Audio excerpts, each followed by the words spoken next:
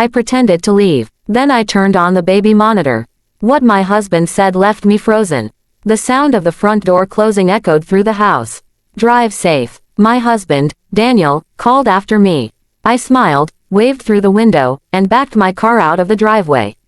As I turned the corner, I looked into the rearview mirror. Daniel was already walking back inside.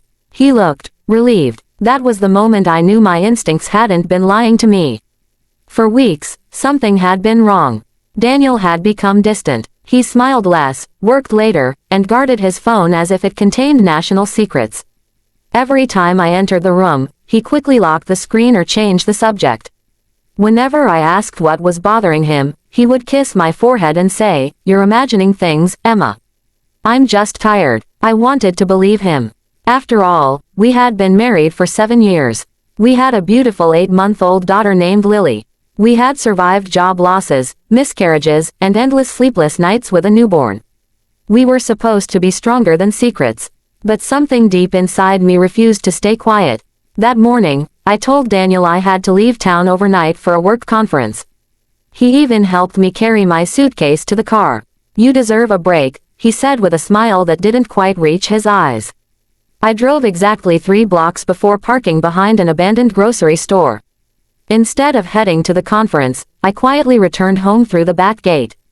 Before leaving, I had hidden a second baby monitor inside Lily's nursery.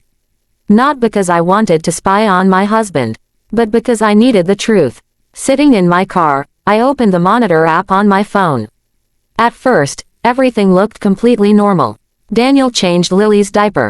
He laughed as she grabbed his nose. He read her favorite picture book. For nearly 30 minutes, I felt ashamed of myself. Maybe I really had become paranoid. Maybe I was destroying my own marriage with suspicion. Then his phone rang. He glanced toward the front window to make sure my car was gone. Only then did he answer. "She's finally gone," he whispered. A woman's voice came through the speaker. "Good. I've been waiting all morning." My stomach tightened. Daniel lowered his voice even further.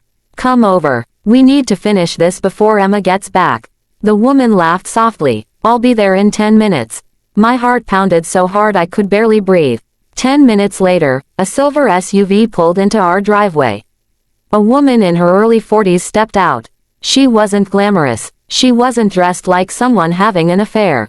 Instead, she looked nervous. Daniel welcomed her inside. They sat together in the living room while Lily slept peacefully upstairs. I turned the monitor volume all the way up. Then I heard the words that made my entire world stop. "We can't keep lying to Emma forever," the woman said. Daniel buried his face in his hands. "I know. She deserves to know the truth. I promised I'd never tell her."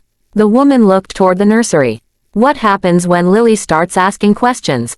Daniel's voice cracked. "I'll deal with it then." My hands were shaking so violently I nearly dropped my phone. What truth? What questions? Who was this woman? She wasn't talking like a mistress. She sounded connected to our family. Then she said something that froze every drop of blood in my body. "You may have raised Lily," she whispered, "but she'll always be my granddaughter." I stared at the screen. Granddaughter. Nothing made sense anymore. Daniel stood and slowly walked upstairs toward the nursery. The woman followed him. They stood beside Lily's crib, watching her sleep. Tears filled the woman's eyes. "She has my daughter's smile," she whispered.